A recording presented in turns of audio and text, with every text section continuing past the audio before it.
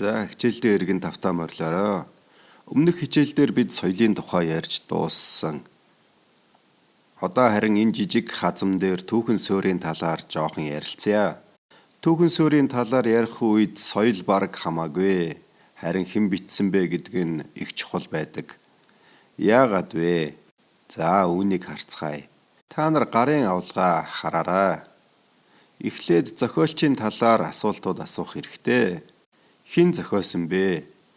Бид түүний талаар юу мэдэх вэ? Нэг хүн хуучин гэрээний Йов номыг бичсэн байна. Зохиолч нь хэн гэдгийг мэдэхгүй. Бид тамаг дэвшүүлж болох ч бид сайн мэдэхгүй л байна. Бусад номуудыг харин бид мэднэ.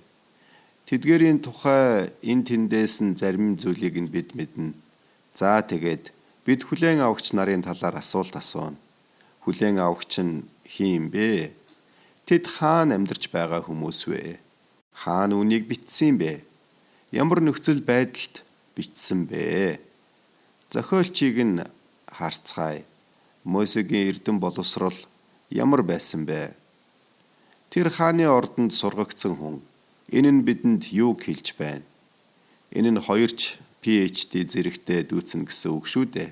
Тэр газар зүй тооцоолол үтсэн байгаа. Тригонометрийг бол заавал үтсэн байж таарна. Фарисеучуудын зарим сурах бичгүүд дээрээс бид үүнийг мэдэж байгаа юм аа. Тиймээс Мосе ямар боловсралтай байсныг бид мэднэ. Паул бас гайхалтай боловсралтай байсан. 1-р зууны 2 агуу багшийн нэг Гамлиэл гэдэг хүн Паулын багш байсан. Юудэчүүд цаг үеийнхээ хамгийн шилдэг 2 рабыг сонгоод зарладаг байсан юм аа. Гамлиэлийн талаар Үлс номонд гардаг. Тэр 2 шилдэг багшийн нэг нь Гамлиэл байсан юм. Паул байж болох хамгийн сайн боловсролыг эзэмшсэн. Бас Лук байна. Түүний боловсролын талаар бид сайн мэдэхгүй. Гэхдээ тэр бол ангаахын эмч. Филиппо хотод ангаахын сургууль тэр үед байж, Лук тэнд сурсан байж магадгүй юм. Тийм болохоор Филиппог сайн мэддэг байхаа. Түүний боловсролыг бид хийдэг ажлаас нь харж болно. Тэр эмч гэдэг чухал мэргэжилтэй хүн байсан. Тэрч байтугай энэ тухайга тэр гайхамшгуудын талаар ярихдаа зарим мэдлэгээ хэрэгэлдэг. Эрүүл мэндийн талаас нь харж тайлбарладаг.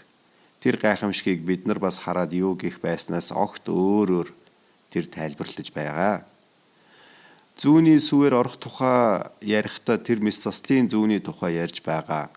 Паулд соёлын болон шашны давуу тал туршлагууд байсан. Яаков гэхэд ном бичээгүй. Яаков номыг бичсэн хүн бол Петр, Яаков, Иохан нарын нэг бишээ. Өөр Яаков байсан.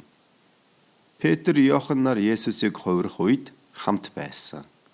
Тэгээд Иохан бичихтээ бид түүний алдрыг харсан гэж байгаа нь Есүсийн хувирлыг тэр яриад байгаа юм шүү дээ. Иохан Марк гэгч болохоор маш сонирхолтой туршлага амссан хүн. Түүнийг хөөчихсөн юм. Түүнээс болж Паул Барнаб хоёр салсан. Тэгсэн ч Барнаб түүнийг дагуулад тэр хожим Марк номыг бичсэн юм аа. Хүлээн авагч нарын тухайд тэд юудэчүүд үү эсвэл харь үндэстнүүд үү? Түүхэн суурь нь юу вэ? Эдгээр зүйлүүд нь их чухал юм. Илчлэлт номыг харцгаая. Тэнд өгүүлэгдэж буй чуулганууд хаана байна? Тэр чуулганууд бүгд өнөөгийн түүрхэд байгаа. Яг төв замын дагуу. Тэгээд жинхэнэ зохиолч нь бол Есүс. Иохан харин маш их хэсгийг нь буулгаж авсан. Бүгдийг нь төв замын дагуух газар зүүн байрлалын дарааллаар өгүүлж байгаа. Тэд ямар нөхцөл байдалд байсан бэ? Хизээ болсон үйл явдлууд вэ? Илчлэл ном бол хамгийн сүүлд бичигдсэн ном. Нөхцөл байдал гэвэл тэд хавчлага дунд байсан. Илчлэл ном хавчлагад байгаа хүмүүсийг урамшуулах зорилготой. Эцсийн эцэст хавчигдсандаа та нар баярлах болноо. Та нарын төлсөн төлөөс үнэхээр зохистой байсан гэдэг. Яах гэж энэ номыг бичсэн бэ? Ном бүр зорилготой байдаг. Тэр учир шалтгааныг нь бид мэдэх хэрэгтэй. Ихэнхдээ номыг асуултад хариулах эсвэл ямар нэг асуудлыг шийдэх гэж бичсэн байдаг. Тийм болохоор тэр асуудлыг нь эсвэл асуултуудыг нь мэдээд авчвал тухайн номыг ойлгоход илүү амар болно гэсэн үг шүү дээ. Хуучин гэрээний эхний 5 номыг аваад харцгаая. Эхлэл номыг энэ хавьд бичсэн байгаа. Харин гитлэлийг Египтээс гарч ирээд бичсэн. Левит ном нь Синай уулан дээр өгөгдсөн. Харин тооллого нь тэдний 40 жилийн туршид цүлд явах үед бичигдсэн. Дэд хууль ном бол Мосегийн эцсийн үгс юм аа. Альва хүний сүлийн захиас үг бол үлдэж хоцордог үг гэдгийг бид сайн мэднэ. Тиймээс дэд хуулийг харахтаа шинжлэгдсэн гэрээ гэдэг түлхүүр үг талаас харах хэрэгтэй. Энэ нь газар нутгийн талаарх гэрээний шинжлэл юм. Авраамийн гэрээ доор багтана гэсэн үг. Үүнийг бид өмнө нь ярьсан да. За тэгээд дэд хууль номыг харцгаая. Эхний сургаал нь өнгөрсөн үеийн тухай. Бурхан Израильд юу хийж өгснийг сануулдаг. Хоёр дахь сургаал нь одоо цагийн тухай.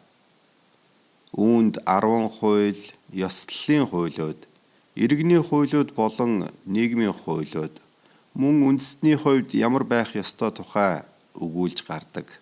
Тэд газар нутаг руу орж байгааг санах хэрэгтэй. Тэгээд 3 дахь сургаал нь ирээдүйн тухай, газар нутгийн тухай юм аа. Энэ бол булаг байна. Эн Рогел гэдэг. Соломоныг хаан байх үед энийг дурдсан байдаг. За 3 дахь сургаал бол ирээдүйн тухай. Тэдний очиж байгаа шинэ улс нь маш гоё, ногоо нутагтай. Тэгээд гэрээг баталгаажуулж байгаа. Палестины гэрээ. Тэгээд гэрээний зуучийг Мосегээс Йошуа руу шилжүүлж байгаа.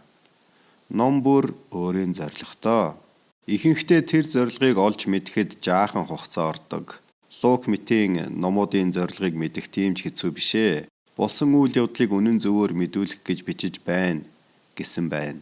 Чи Христийн амьдралын талаар мэдэхгүй учраас би чамд яг юу болсныг хэлж өгье. Би түүхэн талаас нь бичиж байна гэд номоо эхлүүлж байгаа. Иохан болохоор тийм маягаар номоо дуусгаж байгаа. Есүс бол аврагч мөн гэдэгт та нар итгээсэй. Итгэвэл түүний нэрээр мөнхийн амийг авах болно гэж байгаа. Харин 1-р Иохныг яах вэ? Арай жоохон хэцүү талдаа л да. 1-р бүлгийн 4-р ишлэл баяр баясгалангаа гүйцэд болгоё гэсэндээ бид үүнийг бичлээ. За ойлголоо. Тэгснээ үргэлжлүүлээд уншиж байсан чинь та нарыг нүгэл бүү үлдээсэй хэмээн би эдгээрийг та нарт бичиж байна. Өөр зориг гараад ирлээ. Тэгээд 2:7 дээр би та нарт шин тушаал өгч байна. Нөгөө талаар харанхуй өнгөрч жинхэнэ гэрэл хэдийнэ гийгүүлж байгаа тул түүний болон та нарын дотор үнэн болох шин тушаалыг би та нарт бичиж байна. Тэгснээ дараа нь тэр бяцхан хүүхдүүдээ нүгэлчин түүний нэрийн учир уучлагдсан тул би та нарт бичиж байна гэсэн.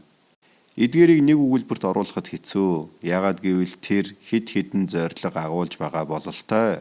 Би юу гэх гээд байна вэ гэхээр бид зөвхөн соёлыг нь судлаа зогсохгүй түүхийг нь бас судлах хэрэгтэй гэж хэлж байна. Зохиогч нь хинбэ? Хүлээн авагч нь хинбэ? Энэ номыг яагаад бичсэн бол? Энэ асуултуудыг бүгдийг нь бүх номуудад тавих хэрэгтэй. Хариултууд нь бүгд ялгаатай байх болно. Тэр хариултуудыг мэдснээр бид бичээсийг илүү сайн ойлгодог болноо.